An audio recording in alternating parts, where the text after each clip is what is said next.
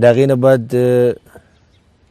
دا موضوع او دا پروګرام ټول د رسول صلی الله علیه وسلم د سیرت سره تعلق ساتي او د رسول صلی الله علیه وسلم په باره کې خبرې کول چې سړی لګیایي نه په یو ځای کې به لازم ودرېږي اگر که ژبه ډېره تیز وي او که قلم ډېر تیز وي خو لازم په یو ځای کې ودرېږي او په سوچ کې شي چې نور زه د دې انسان په باره کې څه ووایم کلمات او ټکي ورته نه میلاویږي خو موږ به کوشش کوو انشاءالله چې د رسول صلی الله علیه وسلم د سیرت په باره کې مختصر تاسو ته په واضحه طریقې سره څه ووایو دومره چې تاسو د خپل پیغمبر صلی الله علیه وسلم وپېژنئ د رسول صلی الله علیه وسلم سیرت بیانول دا یو عبادت دی او دا اهمه نقطه او اهمه فایده ځان سره یاده ساتئ د رسول صلی الله علیه وسلم سیرت بیانول د رسول صلی الله علیه وسلم سیرت اوریده دا عبادت دی په دې باندې ثواب میلاوي چې کله انسان په دې نیت کوي چې زه په الله سبحانه وتعالی ته نږدې کېږم نو دا سیرت چې بیانولی کېږي او دا څومره پروګرام چې چلیږي نو د دې یو فایده ده چې په دې باندې به الله سبحانه وتعالی موږ له هم اجر راکوي او تاسو له به هم اجر درکوي الله سبحانه وتعالی زموږ د اعمال خالص وګرځي او الله سبحانه وتعالی به خپل در کې قبول کړي دویمه فایده په سیرت بیانولو کې دا ده چې موږ ټولو مسلمانانو ته دا امر شوی دی چې موږ به د رسول صلی الله علیه وسلم تابعداري کوو لقد کان لکم فی رسول الله اسوة حسنه رسول صلی الله علیه وسلم کې زموږ دپاره یو ښه نمونه ده نو دا د رسول صلی تابعداري موږ د هغه وخته پورې نشو کولی چې څو پورې موږ د هغه د سیرت اورېدلی نه چې څو پورې موږ هغه پېژندلی نه چې کله هغه موږ وپېژنو د هغه ناسته پاسته د هغه غمخادي د هغه د عبادت طریقه د هغې نه بعد به چې بیا موږ د رسول صلی الله علیه وسلم تابعداري کوو درېیمه فایده په دې سیرت کې دا ده چې څومره دا سیرت ویلی کېږي او څومره اورېدی کېږي نو دومره به ستاسو محبت د رسول صلی الله علیه وسلم سره ډېرېږي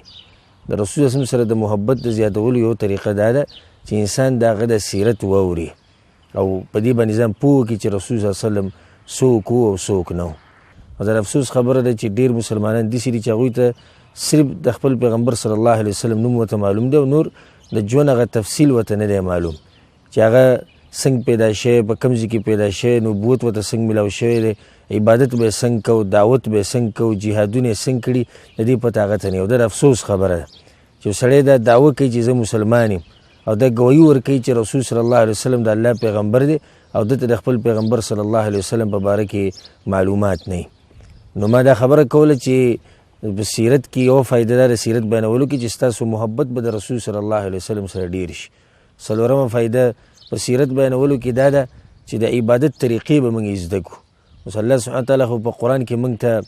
په عبادتو باندې امر کړی دی مثال کې مونځ کوئ دا مونځ به څنګه کې دې لپاره به لازم موږ د رسول صلی الله علیه وسلم مدرسې ته ځو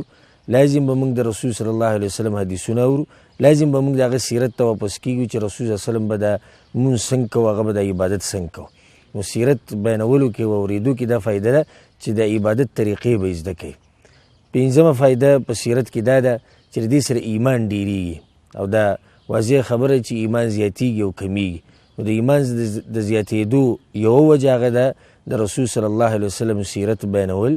یا د رسول صلی الله علیه وسلم سیرت اورېدل د رسول صلی الله علیه وسلم په سیرت چې کله تاسو اورئ نو د هغې د لاسه به تاسو کې یو شوق پیدا کېږي چې موږ د دې پیغمبر صلی الله علیه وسلم سره ملاقات وشوی موږ چېرته دی ولیدی موږ چېرته د حوض کوثر نه اوبه وڅکړې نو د هغې دپاره به تاسو کوشش کوئ او محنت کوئ چې موږ د دې پیغمبر صلی الله علیه وسلم په لار باندې روان شو ځکه چې د هغه سره ملاقات او د هغه د حوض کوثر نه اوبه څکه د هغه چا دپاره دي چې څوک د دې پیغمبر صلی الله علیه وسلم په لار باندې روان شي او دلته یو اهمه نقطه هغه تاسو ټولو ته بیانوو خویندو ورونو ته چې د دې سیرت د بیانولو دا مقصد نه دی یوازې چې تاسو زموږ صفت وکړئ چې موږ ښکلی بیان وکړو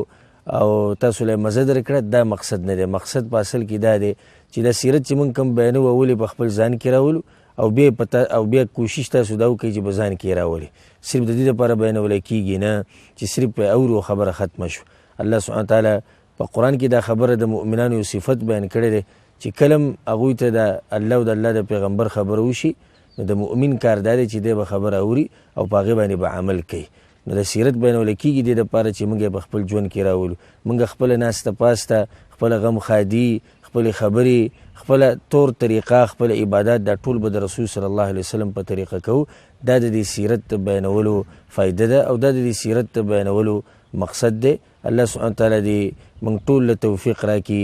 په دې خبرو باندې عمل کولو او الله سبحانه تعالی دې موږ ټول له توفیق راکړي چې موږ د رسول صلی الله علیه وسلم په نقش قدم باندې روان شو. هذا وبالله التوفیق وصلى الله وسلم على نبينا محمد وعلى آله وصحبه أجمعين.